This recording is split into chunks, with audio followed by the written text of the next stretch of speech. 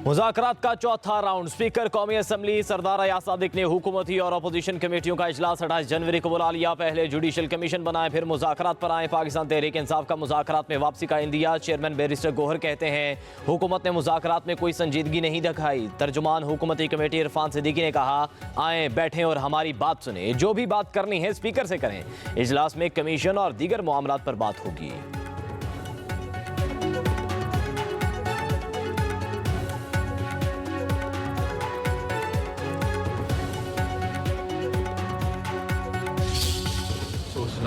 बात है कि जब भी सुप्रीम कोर्ट की ओहदे में तब्दीलियाँ आते हैं, जो जजेस हैं वो चीफ जस्टिस के जो रास्ते हैं उनमें आसानियाँ पैदा करना चाहिए, ऐसे मुश्किलात पैदा नहीं करना चाहिए। पीटीआई के दौर में भी जो पीका की तरह लेजिस्लेशन हुआ था, बिल्कुल पाकिस्तान पीपल्स पार्टी ने मुखालफत की, मगर हमने मुखालफत सिर्फ मुखालफत की वजह से नहीं की।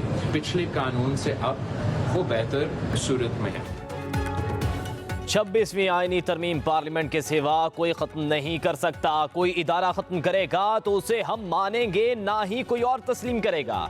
सुप्रीम कोर्ट का कोई भी बेंच हो, आइन और कानून पर अमल दरामद करना होता है। Chairman Peoples Party Bilawal Bhutto Zardari का कहना है कि विफाकी काबीना का हिस्सा नहीं बन रहे। मौजूदा हुकूमत 5 साल पूरे करेगी। पाकिस्तान की खारजा पॉलिसी अपनी जगह कायम दायम है। सदर डोनाल्ड ट्रंप की दावत पर नाश्ते पर शिरकत करूंगा। ये सिलसिला हमारी वालिदा के दौर से चलता आ रहा है। कहा, पीका एक्ट पर मीडिया से मुशावरत होती तो बेहतर होता। हुकूमत को कोई भी कदम उठाने से पहले इत्तफाक राय पैदा करना चाहिए। पीपल्स पार्टी के पास अक्सरियत नहीं कि मर्जी की कानून साजी कर सकें। नाश्ता के लिए मैं जा रहा हूँ, नाश्ता के लिए इंशाल्लाह ताला मैं जाऊँगा। वो अपनी वादा के दौर से तो हमारा सिलसिला चलता आ रहा है।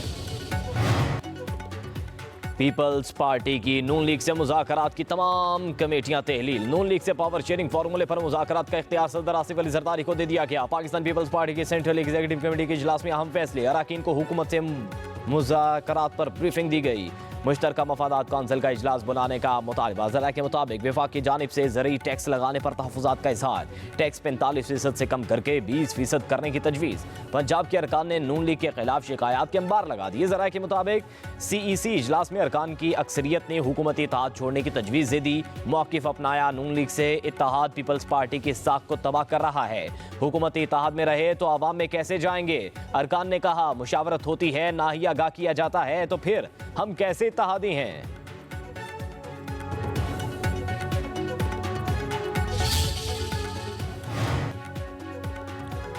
पाकिस्तान तहरीक इंसाफ के जुनेद अकबर बिला मुकाबला चेयरमैन पब्लिक अकाउंट्स कमेटी मुंतखब। जुनेद अकबर को PTI और नून लीग के अरकान की हिमायत भी हासिल रही। हुकूमत ने चेयरमैन PAC के लिए अपोजिशन से 5 नाम मांगे थे।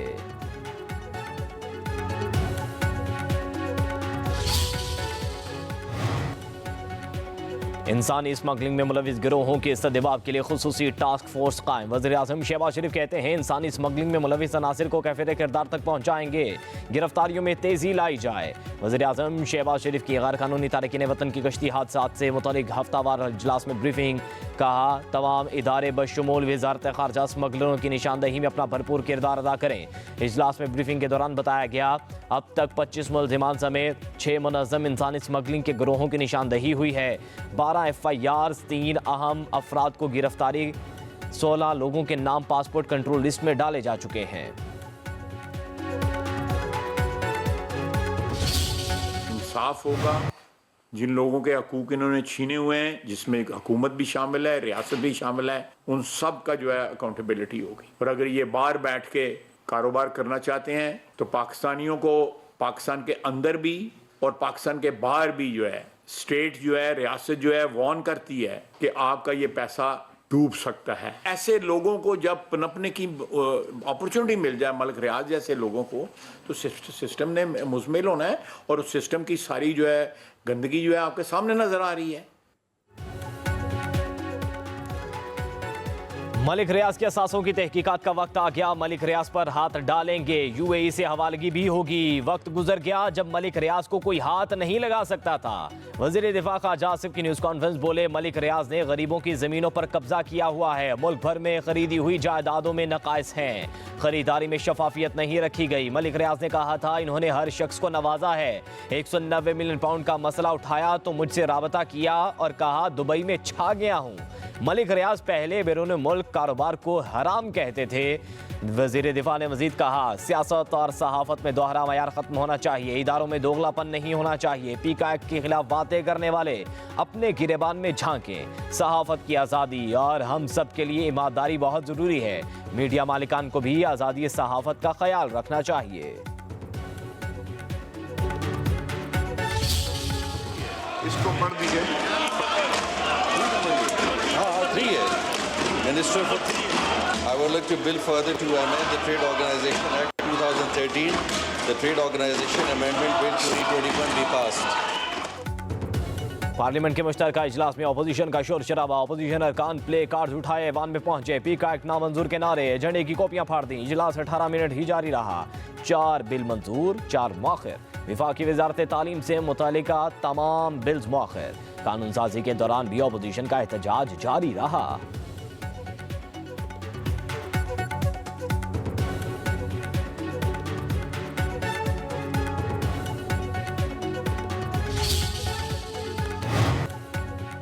कौमी असम्बली से मंजूर पीका एक्ट सेनेट में पेश। अपोजिशन का शदीद एहतजाज। पीका नामंजूर के नारे। अपोजिशन सेनेटर्स वॉकआउट कर गए। बिल मुतल्लिका कमेटी के स्पुर्द। सेनेट गैलरी से सहाफ़ियों का भी वॉकआउट। अपोजिशन के रवैये पर वफाकी वज़ीर क़ानून आज़म नज़ीर तारड़ ने कहा, बिल मुतल्लिका कमेटी को भेजे जा चुके हैं। ऐवान में जुलूस जलसे की बजाय कमेटी में जाकर बिल पर बात करें।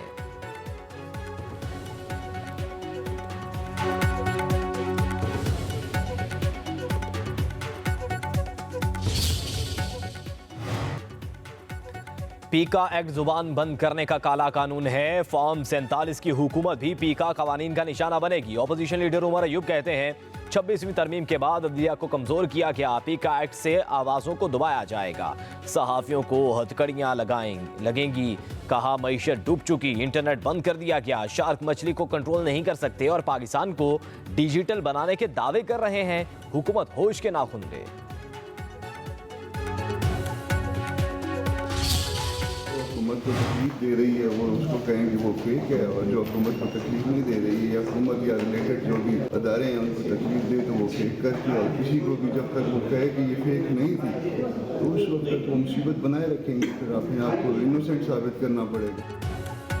सेनेटर कामरान मुर्तज़ा कहते हैं, हुकूमत को जो खबर तकलीफ देगी वो फेक न्यूज़ होगी। जो खबर हुकूमत के हक में जाएगी वो फेक नहीं होगी। माजी की हुकूमतें भी ऐसा करती रही हैं। ये हुकूमत भी ज्यादती कर रही है।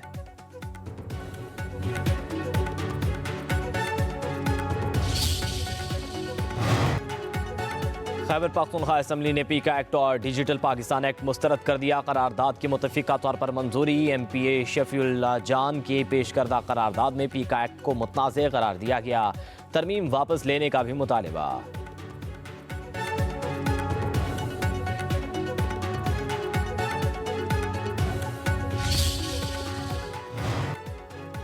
तहरीक इंसाफ के रहनुमा असद कैसर और मौलाना फजलुर रहमान में टेलीफोनिक राबता। मुल्क की सियासी सूरत हाल पर तबादला ख्याल। दोनों जमातों के कायदीन की अगले हफ्ते मुलाकात तय पा गई।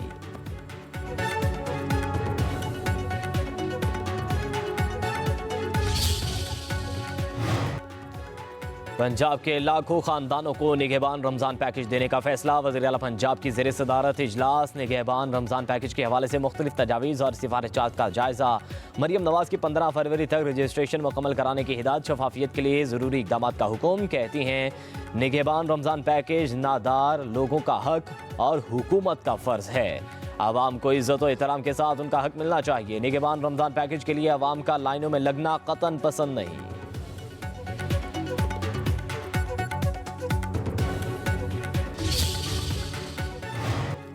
पंजाब धीरानी प्रोग्राम के तहत मुल्तान में 51 जोड़ों की इज्तिमाई शादियों की तकरीब। वज़ीर आला पंजाब मरियम नवाज़ की जानिब से नौबेहाता जोड़ों को 1-1 लाख रुपए की सलामी तोहफ़े भी दिए गए।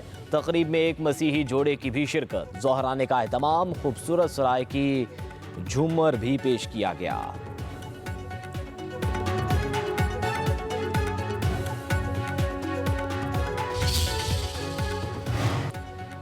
सिंध असेंबली में गैस बहरान से मुतलिक तहरीक मंजूर। सीनियर सूबाई वजीर सिंध शर्जील इनाम मेमन कहते हैं कि आवाम को गैस मिल ही नहीं रही। गैस की बंदिश सिंध के साथ ज्यादतियों का तसलसल है। आइन कहता है कि जहां से गैस की पैदावार हो वहां पहले फराहम की जाए। आइन पर अमल करना वफाकी हुकूमत की जिम्मेदारी है।